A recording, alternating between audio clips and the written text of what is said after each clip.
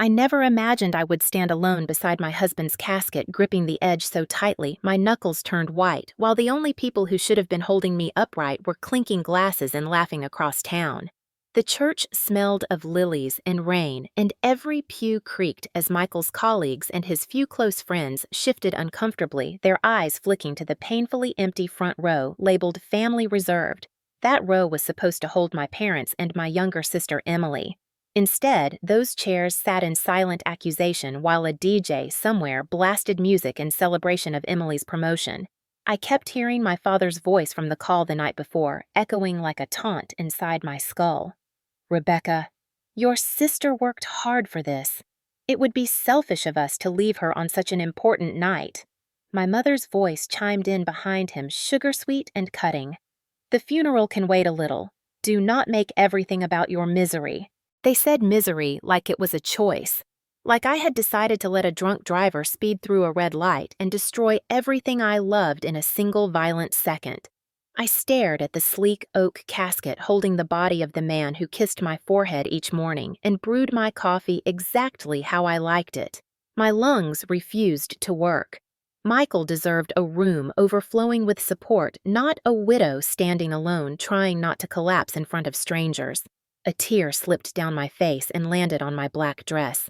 I wiped it quickly, terrified it would draw even more attention to my aloneness. My wedding ring felt heavier than ever, like a chain linking me to a life that had been stolen. Someone's hand touched my shoulder. It was Michael's mother, her eyes swollen, her legs barely strong enough to stand. She whispered, "We are here." Her voice cracked on the word here.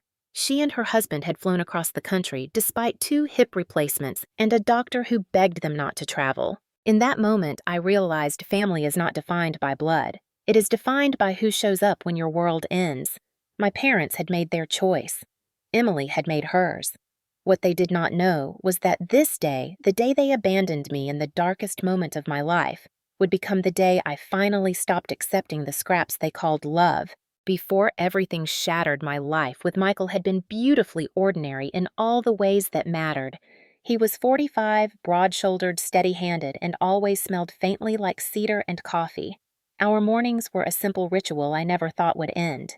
He kissed me on the cheek before work mumbled something corny like, "You are my favorite part of every day," and then rushed out the door with his travel mug half full because he never remembered to put the lid on correctly. I teased him about it constantly. He said he relied on me to keep him together, that we were a complete set only when we were side by side. I sometimes think he knew time was shorter than either of us realized because he squeezed a full lifetime of love into our years together. We had dreams that were close enough to touch the kind you map out at the kitchen table with loose papers, excitement, and way too much hope. A trip to Greece for our 15th anniversary. A golden retriever puppy named Maple. Maybe a baby if things went right. We were not young anymore, but we believed joy could find us at any age. Michael worked as a structural engineer. He built bridges for a living and stability in his free time. He paid bills early, resisted debt like it carried disease, and made sure every decision was made with the kind of caution that comes from growing up with nothing. I admired that about him. Where I worried, he prepared. Where I apologized, he protected. He was the only person who saw how my family chipped away at me piece by piece. "You let them treat you like a backup plan," he would murmur after another holiday where Emily shined, and I served as the shadowy audience. Emily Parker, the 36-year-old miracle child, the sparkling center of every room she walked into. She got the birthday parties with ponies and the praise that never ran dry. I got, "You should be more like your sister." When I made honor roll, my parents barely said congratulations. When Emily learned a new cheer routine, they invited neighbors over to watch. When I got a promotion, they changed the subject before I finished the sentence. When Emily posted a selfie in a new outfit, they flooded her with heart emojis. Michael once said, "They trained you to disappear." He said it softly, wrapping an arm around me like he could shield me from the truth. But that truth lived in every choice my parents made. Like the afternoon my mother needed surgery. I took 3 months unpaid leave, sleeping on a narrow cot beside her sofa, while Emily sent texts saying she was too busy to visit. Days after Mom healed enough to walk, Emily swept in with flowers posed for photos and was hailed as the devoted daughter who saved the day. Or when Dad needed help with a failed business investment. Michael and I quietly lent them $4,000 to avoid embarrassment. They paid Emily's car down payment the same week without hesitation. We never got a thank you. Michael told me he worried they would one day take more than my peace of mind. They will take whatever you allow, Rebecca. You deserve a world where love is not rationed. I laughed it off then, believing blood meant loyalty, no matter how diluted. Michael believed family should make you feel seen. I thought invisibility was just my role. Now he was gone, and all I could think about was how he had spent years trying to prepare me for a day I refused to imagine. The day when they would not show up at all. It was a Thursday evening at 6:42 p.m. when my phone rang and ripped my world in half. I remember the exact time because I had just turned off the stove, annoyed that the pasta was sticking together again and Michael was late getting home. He had texted 20 minutes earlier saying he was leaving the site and would grab a carton of strawberries on the way because he said I smiled differently when I ate them. I wiped my hands on a towel and answered with a playful, "Where are my strawberries, mister?" But instead of Michael's voice, there was a silence that made my stomach collapse. Then a man cleared his throat. "Mrs. Morris, this is Sergeant Cole from the State Police." My knees buckled before he even finished the sentence. "We have your husband here at Memorial Hospital. He's been in an accident. The word accident should not exist in a sentence with your husband's name. It should not exist when he was just laughing that morning, complaining about traffic, reminding me to water the fern he rescued from the clearance aisle." I must have said I'm on my way 5 times before slamming the phone down and running for the keys. I did not grab a coat, did not lock the front door. The drive was a blur of horns and headlights smearing together like the world was melting. When I stumbled through the emergency entrance, a nurse with kind eyes approached. She asked my name and her face changed the second the words left my mouth. I knew then. My heart started pounding so hard I thought it might bruise my ribs. They led me down a hallway that stretched into forever, one fluorescent light flickering like it was mocking me. We reached double doors and a doctor with a clipboard appeared. His expression was that awful blend of clinical and sympathetic. "Mrs. Morris, your husband sustained critical injuries upon impact." His tone was too calm, like he was reading weather updates. He kept talking, but the only words I heard, the ones that carved themselves into my bones, were, "We did everything we could. He didn't make it. My legs forgot their purpose. My body folded like a paper doll, and someone caught me before my head hit the floor." I screamed, but the sound never made it past my lips. They guided me into a cold room where the air felt too still. There, on a metal table, lay a shape that looked like Michael, but could not possibly be him. A white sheet covered everything except the face I had kissed 1,000 times. His skin was pale lips tinged with blue, a bruise blooming across his forehead. I touched his cheek, and it didn't respond. That was the moment love turned into memory. The doctor murmured something about a drunk driver blowing through a red light. A man named Carl Weaver 3 times over the legal limit, staggering but unharmed. Unharmed. The man who destroyed my life walked away with scratches, while Michael, who never even sped over 5 mph on a residential street, was gone forever. I asked if Michael suffered. The doctor softened his voice like that could ease the cruelty. If it's any comfort, it was instant. It was not comforting. Nothing could comfort me while my husband lay beneath my trembling fingers and the world kept spinning like his absence was irrelevant. They left me alone with him and I begged him to wake up. I told him he promised to grow old with me, that we still had to name the dog and visit Greece and argue over how to load the dishwasher properly. I begged until my throat burned, until the fluorescent bulbs above me turned into stars from lack of oxygen. Finally, a nurse returned, apologizing as though she were the one who killed him, saying, "We must proceed." Now, they said that word like there was some timeline for grief. I kissed his forehead and whispered, "I'll find you on the other side." Walking out of that room was like peeling my heart out of my chest and leaving it behind. In the parking lot, the night slapped me with cold air. People walked past, talking, laughing, existing, and I wanted to scream, "Stop the world! My husband is dead. Do not smile like nothing just happened." But the world does not stop. It never does.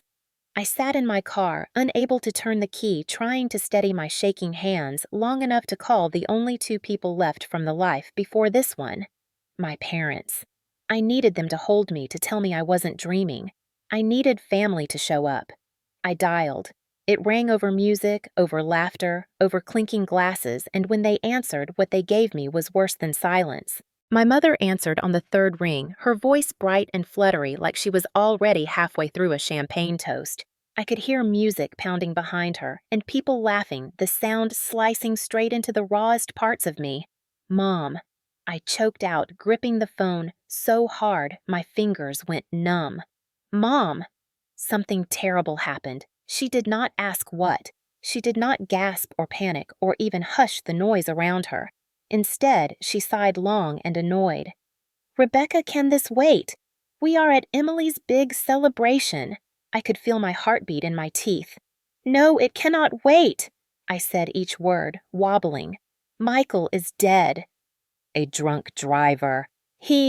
I lost control of my voice and a broken sound escaped me. The laughter in the background paused only for a beat. Then my father's voice replaced hers, clipped and cold. Rebecca, you are interrupting. What do you mean he is dead? People do not die on Thursdays after saying they would bring strawberries. People do not just vanish between one text and the next breath. I explained through sobs the accident, the hospital, the morgue. My father sighed as though I had inconvenienced him by allowing my life to implode. Today is important for your sister. He said it with the tone of a judge delivering a sentence. It would be selfish of us to leave. Selfish. The man who taught me to say please and thank you was calling me selfish for losing my husband. Dad. Please, I need you. I am at the hospital. I do not know what to do. You are strong, he replied dismissively. You will manage. We will come by tomorrow or this weekend after things settle. Things settle? People do not settle like dust. The pieces of my life would never fall back into place. In the background, I heard Emily's voice, sharp as a knife. Is that Becky? What does she want now? Do not tell me she is crying again. She laughed light and cruel. Dad, please just come, I begged, but my father had already made his choice. He lowered his voice like he was sharing a secret he did not want anyone else to hear. We cannot ruin Emily's night. You know how emotional she gets. My skull throbbed. My lungs felt like they were shrinking. You are choosing her party over Michael's death, I whispered. Over your son-in-law's funeral. You are choosing punch bowls and congratulations over me standing alone trying to figure out how to breathe without him. My father's answer was a slow, steady strike to the heart. Family comes first, Rebecca. I stared into the darkness of the parking lot, unable to decide whether to scream or collapse. Aren't I family? I asked, barely audible. There was a moment, brief and stuttering, where I hoped he might take it back. But hope is a knife disguised as comfort. His reply was final. Emily needs us, and you will be fine. Then the line went dead. No goodbye. No we love you. Just a click that sounded like a door slamming shut. I tried calling again, but this time no one picked up. I texted Mom sobbing emojis and the address.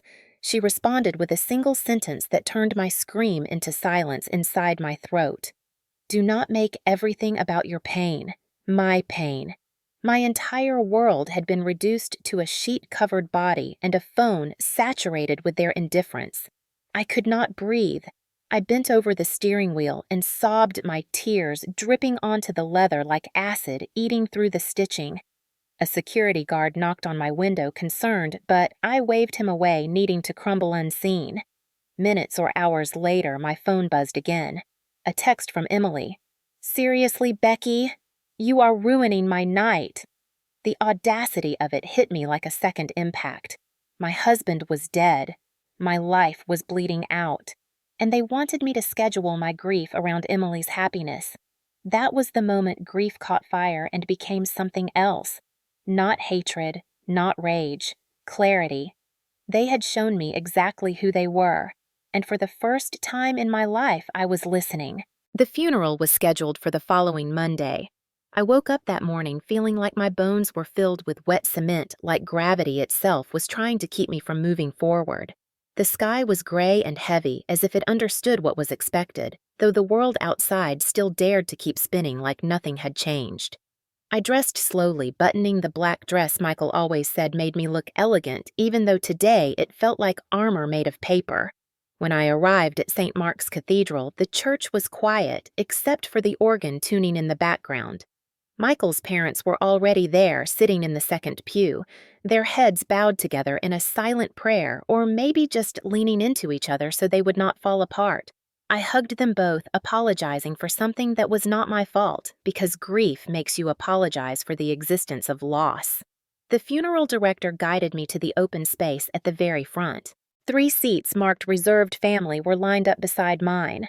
My breath hitched. Mom, Dad, Emily. I checked my phone even though I knew. No messages, no missed calls. Not even a lie to soften the blow. Just silence. The kind of silence that spits in your face. A few co-workers of mine trickled in, offering soft condolences and quick, nervous hugs. They did not ask about my family because the empty seats already screamed the answer. Michael's colleagues filled row after row, men who had shared lunch breaks with him, women who had admired his integrity and patience. They spoke of him like he was the kind of man you only meet once, and I felt grateful that I was the one who got to love him the most. Then, the priest began voice-gentle words crafted to make unbearable loss feel somehow holy. I tried to stay present to listen, but my eyes kept drifting to those 3 empty chairs, perfectly aligned, perfectly vacant, a brutal choreography of abandonment. The priest invited anyone who wished to speak to come forward. Michael's father rose, wobbling slightly, and delivered a beautiful, trembling tribute to his son. A friend told a funny story about Michael trying to assemble a barbecue grill backward and refusing to admit defeat for 6 hours. Every word they shared painted Michael vividly alive in the minds of those who listened. And still, the people who helped raise me never walked through those doors. As the service ended, I approached the casket, tracing my fingertips along the smooth, polished wood. A single white rose rested on top, placed there by Michael's mother, her love for him etched into the petals. I whispered, "I am here. I am here," like I had to prove that somebody from his family by marriage chose him over celebration, over convenience, over their own comfort. The pallbearers lifted the casket and carried it slowly toward the hearse. Each step echoed like a countdown. One more goodbye. One more piece of my heart being lowered into the earth. Outside, the wind swept through the cemetery cold and biting. The graveside service was intimate, painful, honest. The priest finished his prayer, and suddenly it was time to let go. Dirt hit the top of the casket like muted thunder. It took everything in me not to scream for them to stop, to open it back up, to give him to me again. When it was done, and people began to walk away in pairs, I stood there alone, hugging myself because there was no one else. A middle-aged coworker placed a hand on my back, murmuring something about being so strong. Strength is not a choice I wanted to tell her. Sometimes it's the only option when everyone who should have stood beside you chose a party instead. I promised Michael softly through tears and shaking breaths I will never forget this, and I will never forgive what they did. This moment, this grave, this absence. It would not be the end of my suffering. It would be the beginning of their lesson. After the funeral, the house felt colder than any winter night. I kept waiting to hear Michael humming in the kitchen or dropping his keys in the ceramic bowl that now sat untouched by the front door. I left the porch light on for 2 nights out of habit, as if he might still come home.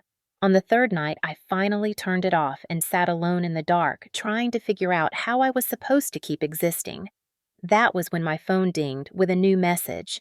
It was my mother. "Are you ready for visitors? We can stop by later this week when things calm down." Calm down. My grief was not a storm that would simply pass. It was a permanent climate change.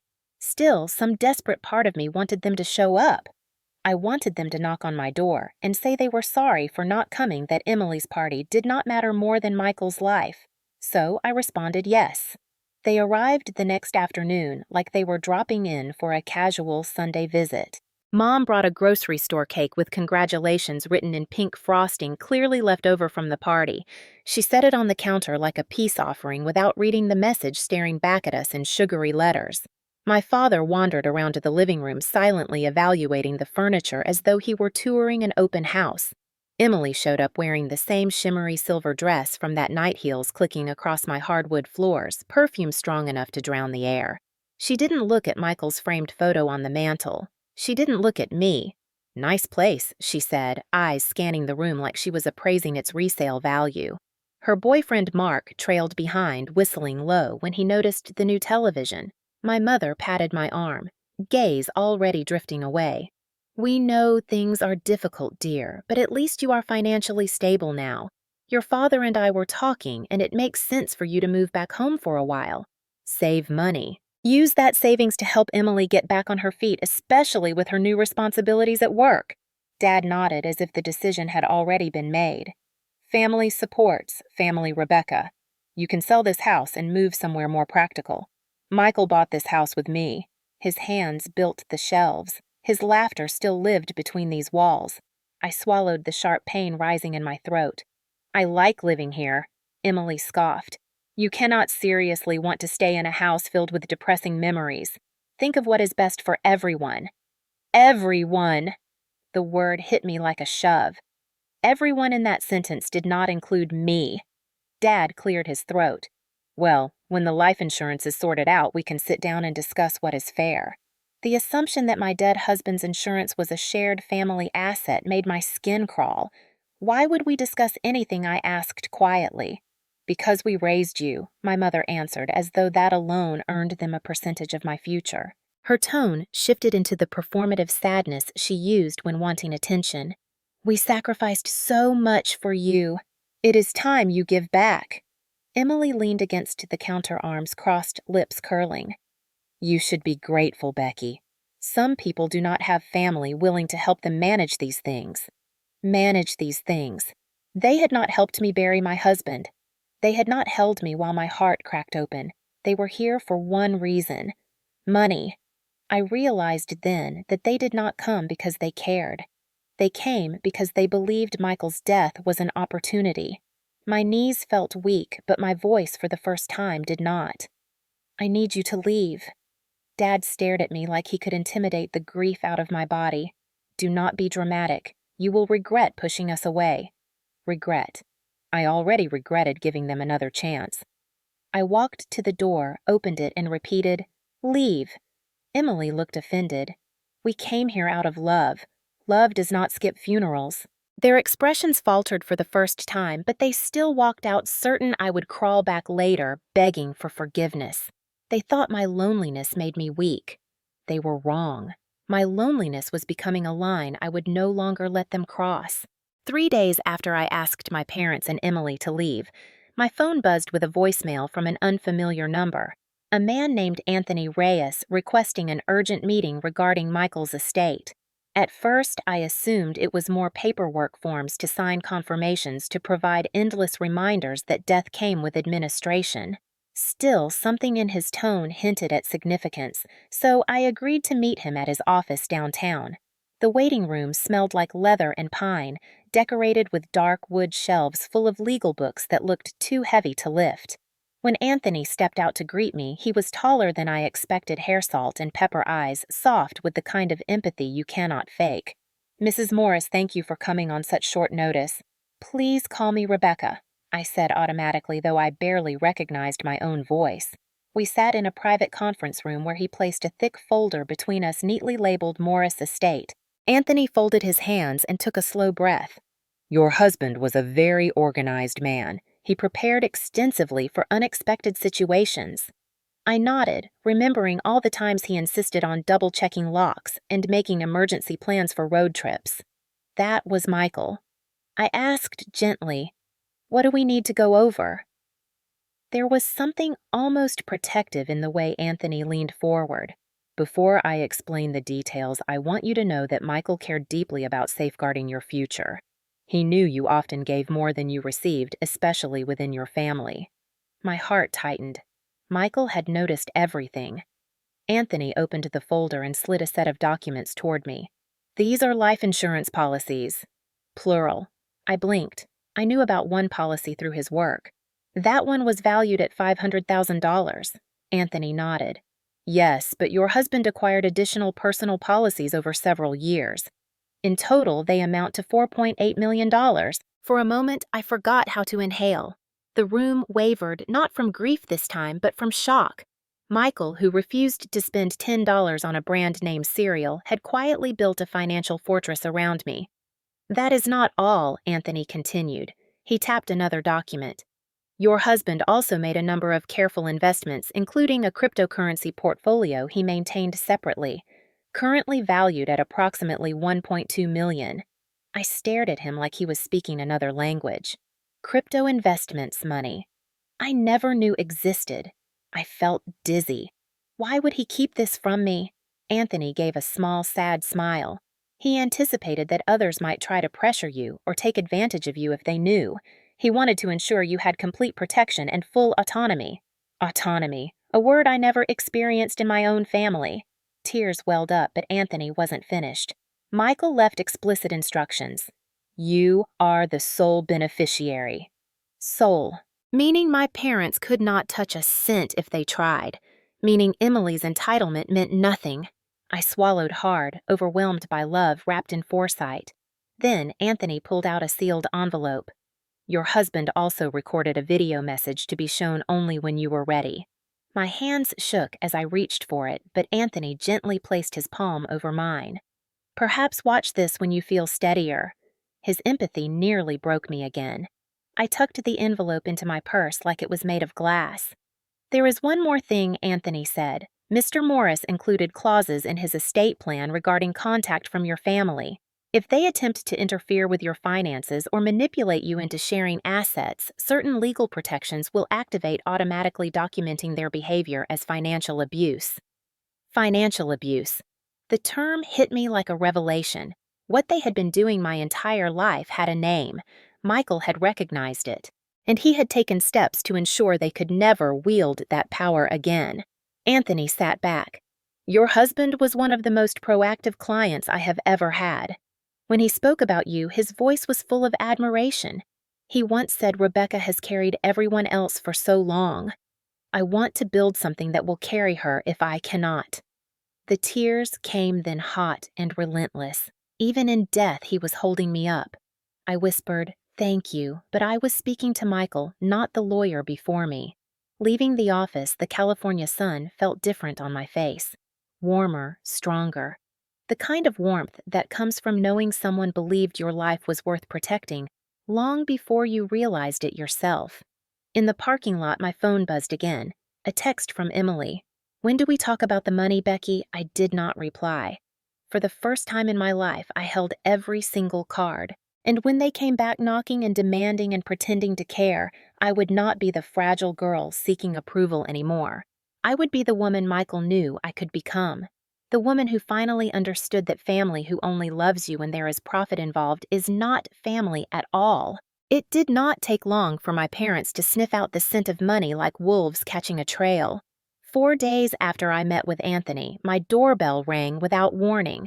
I opened it to find not just my mother and father, but Emily and her boyfriend Mark, all clustered on the porch like a real estate team about to pitch me an offer I could not refuse. Emily did not even bother with a hug. She pushed past me into the living room as if she owned the air in my house. "Wow," she said, spinning slowly. "This place is way nicer than I remembered." Mark whistled again at the television, impressed in a way that made my stomach twist. Dad gave a slow, approving nod, hands behind his back like he was evaluating inventory.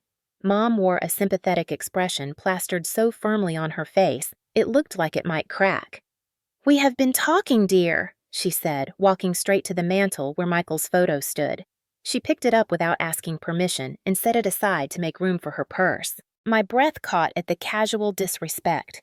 "We realize that managing everything alone must be overwhelming, and as your parents, we want to help you make sensible decisions."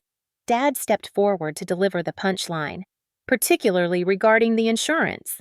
I crossed my arms because suddenly I needed something to hold on to. "What business do you think you have with my husband's insurance?" His shrug was dismissive. "Family resources should be shared for the good of everyone." Everyone. There was that word again, stretched into a rope they expected me to tie around my own neck. Mark chimed in cheerfully. Emily's the rising star in the family. That promotion means big responsibilities. We thought maybe helping her get settled into a bigger home would be a positive way to honor Michael's memory. I laughed then, a sharp, humorless sound that made all three of them flinch. You want me to use Michael's death benefit to buy Emily a house? Emily folded her arms and rolled her eyes like I was the unreasonable one. You do not need all of it, Becky. You live alone in this huge place. Why cling to all this space for one person? It is selfish. Selfish. They skipped his funeral because Emily's big night was simply too precious to interrupt. Yet I was the selfish one for refusing to turn tragedy into their upgrade. Dad jabbed a finger into his palm like he was giving a lecture. You have a responsibility to family. We raised you. We paid for your food and clothing. It is time to repay that investment. An investment! I was something they purchased expecting future returns. Michael had warned me, but I refused to believe I was so transactional to them. Mom added gently, As your mother, I know what grief does to people. You are making rash choices right now. Let us handle this. We can direct the funds into a family trust where we will help you manage distributions. My voice dropped low and steady. There will be no trust. Emily threw her hands up. Why do you get to decide everything? You were the boring sister. Your life was always dull. You married a man who built bridges and now you act like you are above us because he died tragically. She stepped closer, her gaze sharp. You were never the favorite and you cannot buy your way into being one now. The words hit like shards of glass, slicing old wounds open. For a moment the room blurred, but then something inside me snapped into perfect clarity. The mask slipped from my face and the shaking girl they used to know vanished. Not one of you showed up for my husband, I said. My voice didn't waver once. Not one. You want to talk about family obligations. You abandoned me at his funeral. You abandoned the man who treated you better than you ever treated me. Dad's jaw tightened. Do not bring up the funeral again, Rebecca. We explained ourselves. I took one step forward, then explained this. Why do I owe you anything when you could not bother to stand beside me while they lowered my heart into the ground? Emily let out a frustrated scream. Ugh, this is exactly why no one takes you seriously. You are dramatic weak and always playing the victim. Just sign the papers already. Papers? Mark pulled a document from his backpack and laid it on the coffee table. A preliminary agreement to transfer partial control of the funds into my father's name. They had expected I would roll over and sign like always. They still believed I was the invisible girl who never fought back. I smiled, and it terrified them because it was the smile of someone who finally saw every motive clearly. You all need to leave, my father attempted to square his shoulders. If you walk away from us like this, do not expect the family to come running back. I held his gaze evenly. You never came running in the first place.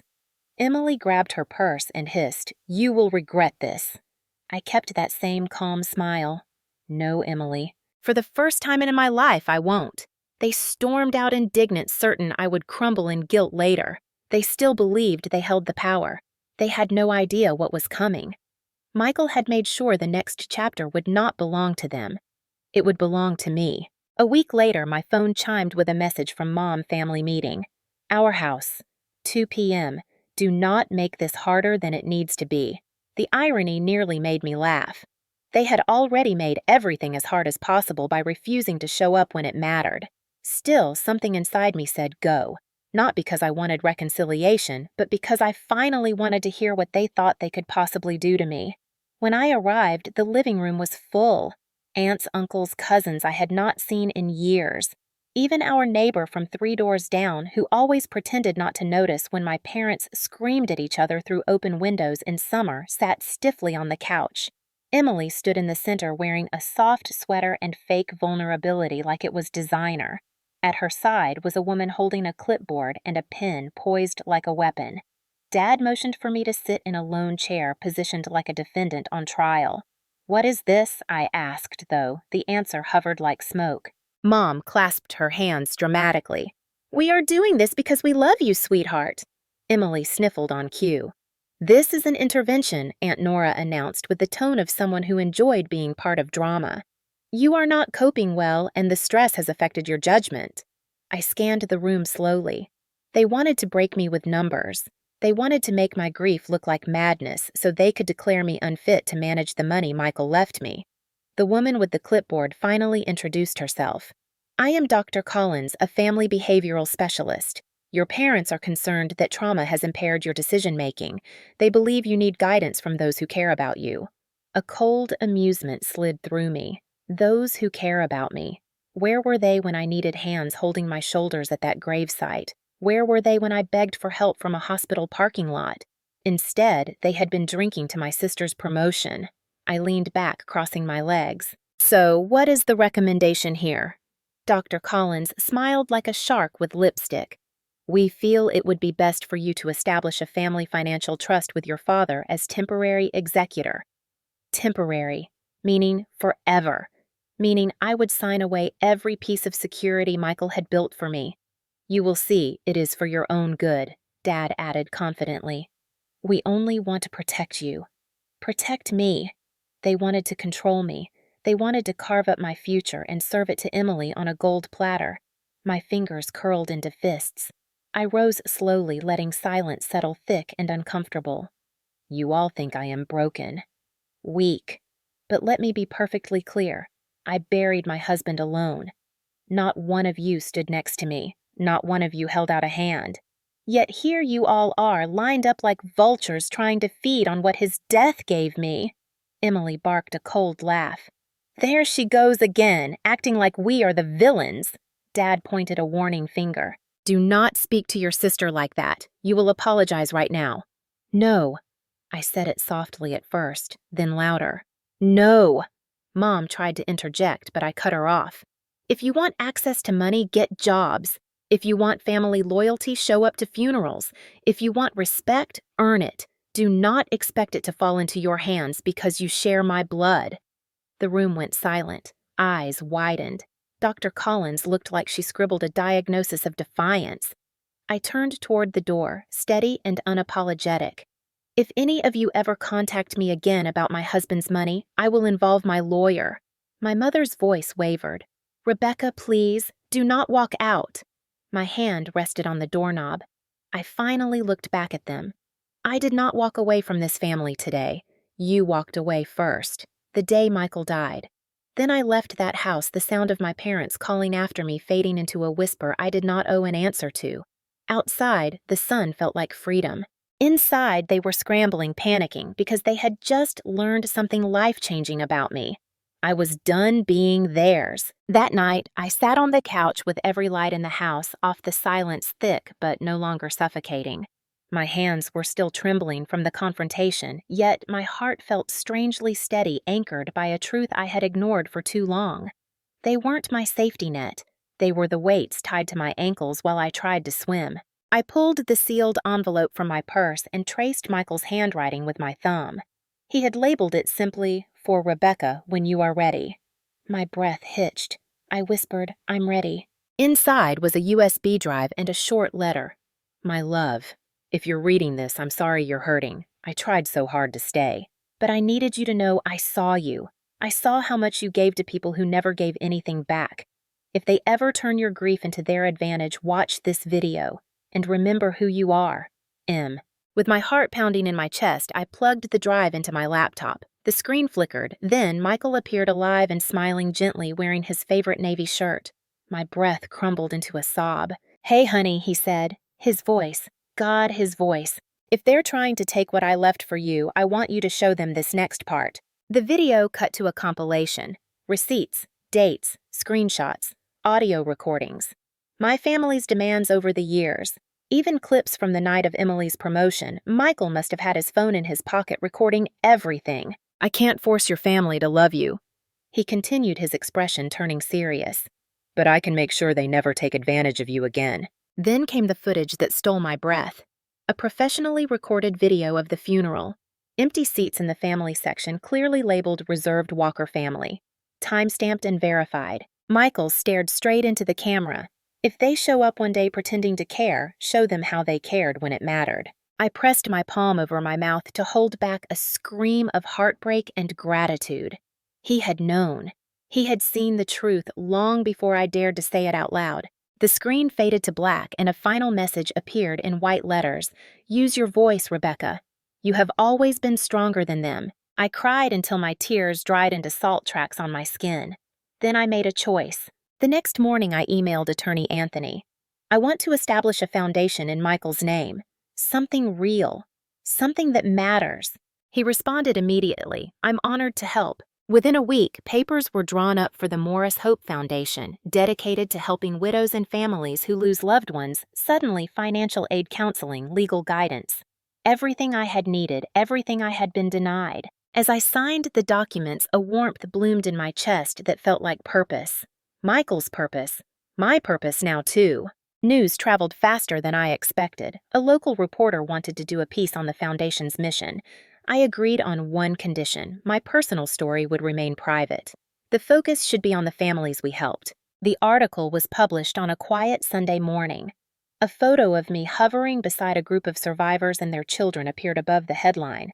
Local widow turns loss into lifeline for others. There was no mention of money, no mention of my parents, no mention of Emily's party. Just impact, just love, just legacy. For a few blissful hours, I existed in peace. Until my phone exploded. 67 missed calls, 34 text messages, nearly all from the people who once told me I was dramatic for grieving. Mom wrote first, "Sweetie, why didn't you tell us? We could have helped." Dad followed, "We need to talk about the foundation. As family, we should have a role." And Emily, "OMG, Becky, you're literally famous now. Let's collaborate. Maybe we could do a fundraiser together." People love a sister duo. Call me ASAP. They smelled opportunity. They wanted the spotlight. They thought they could rewrite themselves into my story. I set the phone down, a calmness spreading through me. They still hadn't learned, but they would. I would make sure of it. They didn't wait long before showing up in person. It was early evening when my doorbell rang. I checked the camera feed. Mom, Dad, and Emily again. Emily held a bouquet of gas station roses, the stems wrapped in cheap plastic. Mom dabbed her eyes like she had been rehearsing tears. Dad stood with his shoulders squared, the same posture he used whenever he thought authority alone could bend the world. I opened the door only halfway. "Rebecca, honey," Mom chirped, "we're so proud of you. What a beautiful thing you've done." Her voice, sugar-sweet, dripping with insincerity. "Yes," Dad added, "a foundation like that needs strong leadership, family leadership." Emily beamed like she'd just been crowned something. I already wrote a draft press release announcing me as co-founder. People love touching sibling stories. I stared at them. Their sudden affection was a thin costume stitched over greed. "No," I said simply. Dad blinked confused like he hadn't heard correctly. "Excuse me?" "No," I repeated. "You don't get to be part of anything Michael built." Emily scoffed. "Oh, please. You really think you can shut us out? We're your family." I took a slow breath. Family shows up for funerals. That line landed exactly where it needed to. Dad's voice turned sharp. "You are unstable and ungrateful. We only want to ensure that money isn't wasted." Mom tried to step inside, but I blocked the doorway.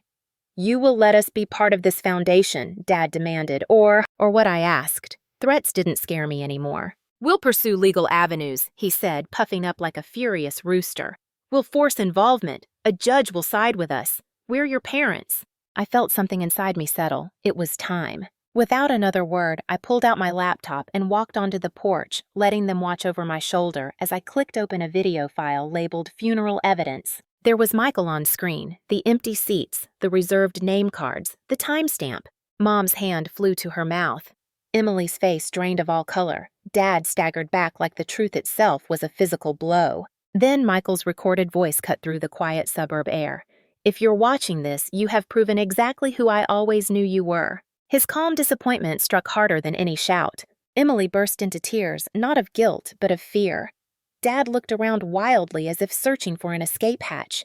Mom began sobbing the dramatic way she always did when caught. I paused the video and faced them. "You didn't just skip the funeral. You abandoned me." My voice didn't shake. It didn't need to. "You don't get to rewrite the story now." Dad tried one last attempt at intimidation. "You think you're untouchable?" I don't think I answered. I know. Anthony had already filed legal protections. Their threats meant nothing. Emily suddenly grabbed my arm. "Please." "I'm sorry," she begged, mascara smearing down her cheeks. "Don't ruin my life over one mistake." "One mistake," I repeated. Your biggest fear that night was ruining your party while I buried the only people who ever loved me unconditionally. She let go, slowly, because even she understood the magnitude now. I pointed to their car. It's time for you to leave. Dad muttered something under his breath as he turned away, but even his pride couldn't force him to continue this battle tonight. They got into the car doors slamming like punctuation marks on a sentence they didn't want to read. Before they pulled away, I said the final words they'd hear from me in a long time. You taught me that blood means nothing without loyalty. Mom cried harder. Emily looked haunted. Dad stared straight ahead like a man who finally saw the cliff's edge. They drove off. The porch felt warmer without them, lighter. I went inside, closed the door, and locked it not out of fear, but to protect the peace I had finally earned. Michael once told me the best revenge is a life you're proud to live. I wasn't there yet, but I could feel it coming. This time, I wasn't living for their approval. I was living for me. The next morning, sunlight streamed through the windows like a gentle hand guiding me forward. I brewed coffee not because I needed a distraction, but because I wanted to start this day with intention. Michael's favorite mug sat on the counter. I poured my coffee into it and whispered, "We're okay. I promise." My phone buzzed once. A voicemail from Attorney Anthony. "Good morning, Rebecca. The board has unanimously approved all protections. Your parents and sister are legally barred from any involvement with the foundation or your finances. And the nomination for the Governor's Community Impact Award is official. Congratulations. Michael would be proud." I closed my eyes. Pride and grief existed together now, not as enemies, but as partners shaping the new person I was becoming. At noon, I arrived at the foundation office. The bright blue sign with Morris Hope Foundation painted across the entrance made my heart flutter. Inside, 2 widows who now worked with me greeted me with warm smiles. Behind them, a wall of photos families we had supported stretched wide like proof that love could survive even the harshest seasons. A local news anchor was waiting to interview us for a follow-up segment. This time, I didn't shy away. I stood tall, shoulders back. When she asked what inspired this, I answered truthfully, "Sometimes the people we expect to love us most don't, but we can build a new family through kindness. We can honor the ones we lost by helping others heal." No mention of the walkers, no mention of parties, no airing of dirty laundry. Just growth, just purpose. After the interview, I drove to the cemetery. The wind rustled through the trees overhead, making the leaves dance like tiny spirits celebrating. Michael's gravestone was cool under my fingertips. I knelt and laid fresh lilies down. "I did it," I whispered. "We did it." Across their graves, sunlight formed a golden halo, and for the first time, it didn't break me. It lifted me. I told him about the foundation, about the families we helped, about the new programs launching next week. I told him I wasn't scared anymore. I told Emma and Noah that I loved them and that through our work, other kids like them would be honored and remembered. On my way back to the car, my phone buzzed again. A text from an unknown number. "It's Emily. I know I don't deserve a reply. I'm having a baby girl. I just thought you should know." My heart squeezed. Children are never responsible for their parents' sins. Another message came through. "I hope someday she'll get to meet you. I'm trying to be better. I truly am." I stared at the phone, feeling a complicated mix of ache and grace. Then I typed slowly, deliberately, "I wish your daughter a beautiful life full of love and support. That's all she needs right now. No bridge burned, no bridge rebuilt. Just peace." Over the next year, the foundation grew from local to national recognition. We partnered with hospitals, police departments, trauma centers. Thousands of widows and families received help they never knew existed. My circle of support expanded survivors who understood me without explanation, friends who showed up every single time. Michael's parents began visiting more often.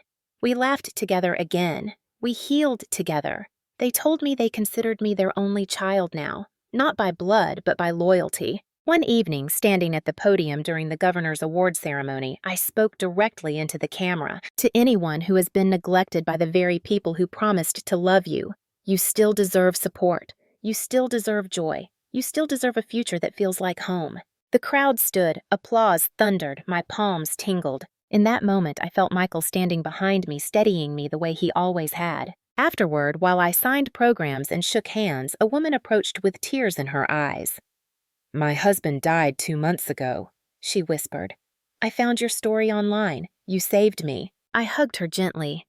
"No," I said softly. "You saved yourself. We just helped you walk."